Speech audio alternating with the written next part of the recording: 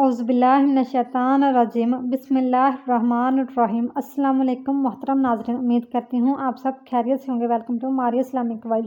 آج کا واقعہ ہے حضرت محمد مصطفیٰ صلی اللہ علیہ وآلہ وسلم کے انسانیت سے محبت اور ہمدردی کا واقعہ ہے۔ مکمل واقعہ ضرور دیکھیے گا۔ حضور نبی اکرم صلی اللہ علیہ وآلہ وسلم کی بعثت کے وقت احترام انسانیت نام کی کسی چیز کا دنیا میں وجود نہ تھا۔ احترام انسانیت کا مطلب ہے رواداری، کشادہ دلی، بلا امتیاز مذہب و ملت، عدل و انصاف اور خدمت خلق، تعصب اور عصبیت سے احتراز، تنگ نظری، فتنہ فساد اور ظلم و جور سے اجتناب، دین کے معاملے میں کسی پر سختی نہ کرنا وغیرہ۔ حضور صلی اللہ علیہ وآلہ وسلم جس معاشرے میں مبعوث ہوئے وہاں انسانی جان کی قیمت مکھی اور مچھر کے برابر بھی نہ تھی۔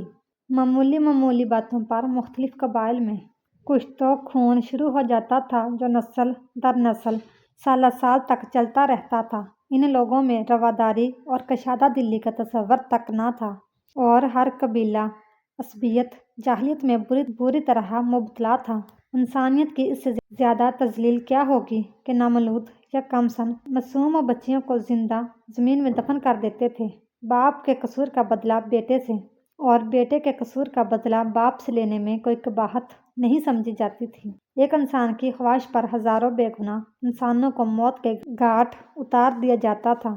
بتوں کے استانوں پر انسانی گوشت اور خون کے چڑھائے جاتے تھے۔ دشمن کی لاشوں کا مسئلہ کیا جاتا تھا، یعنی لاشوں کے اعضاء کاٹ لیے جاتے تھے۔ قرآن مجید میں کئی جگہ اس دور کے لوگوں میں احترام انسانیت کے فقدان کی طرف اشارہ کیا گیا ہے اور ساتھ ہی ان پر واضح کیا گیا ہے کہ اللہ تعالیٰ رب العالمین ہے، کسی خاص طبقے کا رب نہیں بلکہ سارے جہانوں اور ہر عقیدے، مذہب اور مسالک کے انسانوں کا رب ہے، یہاں تک کہ جو اس کو نہیں مانتے یعنی دہریے اور ملحد، ان کو بھی روزی، صحت اور دنیا کی دوسری نعمتیں عطا کرتا ہے۔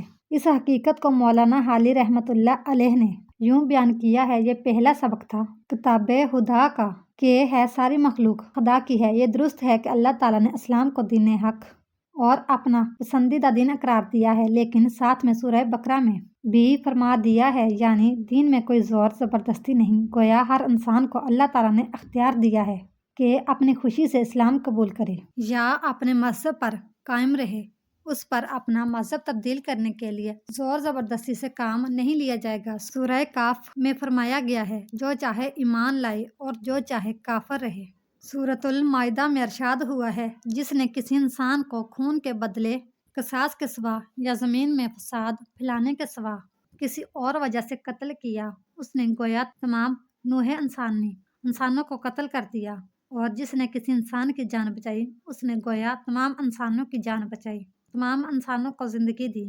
غور کیجئے کہ اس آیت کریمہ میں مسلمانوں کا لفظ استعمال نہیں کیا گیا، اس کے بجائے نفس یعنی انسان کا لفظ استعمال ہوا ہے، گویا کسی بھی انسان کو خواہ اس کا تعلق کسی بھی مذہب سے ہو، ناحق قتل کرنا جائز نہیں، اور کسی بھی دین اور مذہب سے تعلق رکھنے والے کسی انسان کی جان بچانا پوری انسانیت کو بچانے کے مترادف ہے۔ اللہ تعالیٰ نے غیر مسلموں مشرکین کے جذبات کا لحاظ رکھنے کا حکم بھی دیا ہے۔ سورۃ الانعام میں ارشاد ہوا ہے: ترجمہ: یہ مشرک اللہ کے سوا جن کو پکارتے ہیں ان کو گالیاں نہ دو، کہیں ایسا نہ ہو کہ یہ شرک سے آگے بڑھ کر جہالت کی بنا پر اللہ کو گالیاں دینے لگیں۔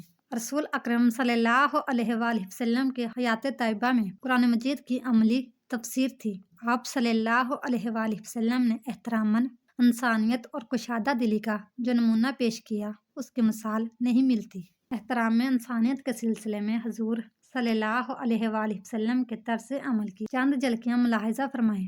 حضرت جابر بن عبداللہ رضی اللہ تعالیٰ عنہ بیان کرتے ہیں کہ ہمارے پاس سے ایک جنازہ گزرا، رسول اللہ صلی اللہ علیہ وآلہ وسلم اس کو دیکھ کر کھڑے ہو گئے اور ہم لوگ بھی آپ صلی اللہ علیہ وآلہ وسلم کے اتباع میں کھڑے ہو گئے۔ پھر ہم نے عرض کیا: یا رسول اللہ صلی اللہ علیہ وآلہ وسلم، یہ تو ایک یہودی کی میت تھی۔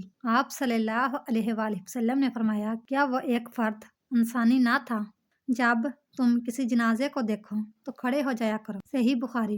حضرت ابو ذر غفاری رضی اللہ تعالیٰ عنہ کا بیان ہے کہ ایک دن ایک سیاہ رنگ والے صحابی رسول اللہ صلی اللہ علیہ وآلہ وسلم کے پاس بیٹھے تھے۔ میں نے ان کو آواز دی، اے سیاہ رنگ والے۔ اس پر حضور صلی اللہ علیہ وآلہ وسلم ناراض ہو گئے اور فرمایا، پیمانہ پورا بر، پیمانہ پورا بر۔ یہ عرب کا ایک محاورہ ہے جس کا مطلب ہے ہر شخص کو پیمانہ بر کر دے، سب کو ایک پیمانے سے دے، کسی کو کم یا زیادہ نہ دے، یعنی انسان کے درمیان امتیاز نہ کر۔ پھر آپ صلی اللہ علیہ وآلہ وسلم نے فرمایا، کسی گورے کو کسی کالے پر محض رنگ کی بنا پر کوئی فضیلت نہیں۔ ابو ذر رضی اللہ تعالیٰ عنہ کہتے ہیں کہ حضور صلی اللہ علیہ وآلہ وسلم کا یہ ارشاد سن کر میں اس قدر شرمندہ ہوا کہ زمین پر لیٹ گیا اور ان صاحب سے کہا کہ کھڑا ہو جا اور میرے چہرے کو روند ڈال، میرے منہ کو اپنے پیروں سے مسل دے۔ رسول اکرم صلی اللہ علیہ وآلہ وسلم مکہ سے ہجرت فرما کر مدینہ تشریف لائے۔ سب سے پہلا اہم کام آپ نے یہ کیا کہ یہودیوں سے معاہدہ صلح آشتی کیا، جس میں یہود کو نہ صرف مکمل مذہبی آزادی دی گئی بلکہ شہری اور ثقافتی معاملات میں بھی ان کو مسلمانوں کے برابر حقوق دیے گئے۔ 9 ہجری میں نجران سے عیسائیوں کا ایک وفد حضور صلی اللہ علیہ وآلہ وسلم کی خدمت میں حاضر ہوا۔ آپ صلی اللہ علیہ وآلہ وسلم نے 60 آدمیوں پر مشتمل اس وفد کو مسجد نبوی میں ٹھہرایا اور اس کے ارکان کو اپنے طریق پر نماز پڑھنے کی اجازت دی۔ اگرچہ ان لوگوں نے اسلام قبول نہ کیا، لیکن حضور صلی اللہ علیہ وآلہ وسلم نے ان کی تکریم میں کوئی کمی نہ کی۔ سیرت النبی صلی اللہ علیہ وآلہ وسلم۔ رسول اکرم صلی اللہ علیہ وآلہ وسلم نے لوگوں کو بتایا کہ وہ شخص ہم میں سے نہیں جو عصبیت کی دعوت دے، اور وہ بھی ہم میں سے نہیں جو عصبیت پر جنگ کرے، اور وہ بھی ہم میں سے نہیں جس کی موت عصبیت پر واقع ہو۔ ایک شخص نے عرض کیا، یا رسول اللہ صلی اللہ علیہ وآلہ وسلم، عصبیت کیا چیز ہے؟ آپ صلی اللہ علیہ وآلہ وسلم نے فرمایا، عصبیت یہ ہے کہ تم ظلم پر اپنی قوم کی ناجائز مدد کرو۔ حضور صلی اللہ علیہ وآلہ وسلم نے دشمنوں کی لاشوں کے مسئلہ، ہونٹ، کان، ناک وغیرہ کاٹنے کی سختی سے ممانعت فرما دی، نیز لڑکیوں کو زندہ زمین میں دفن کرنے کو گناہ قرار دیا۔